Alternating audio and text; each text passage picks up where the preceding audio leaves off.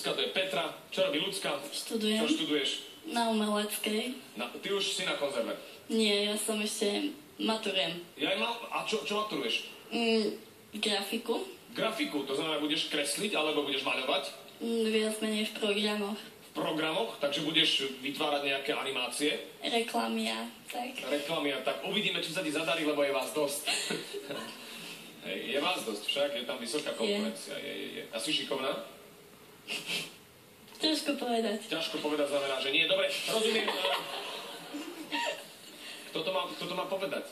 Tak ale nemôžem sama seba hodnotiť. Musíš, lebo sa predávaš. No to je... Opýtaj sa ma, či som dobrý moderátor, nech sa páči. Ale to by si klamal.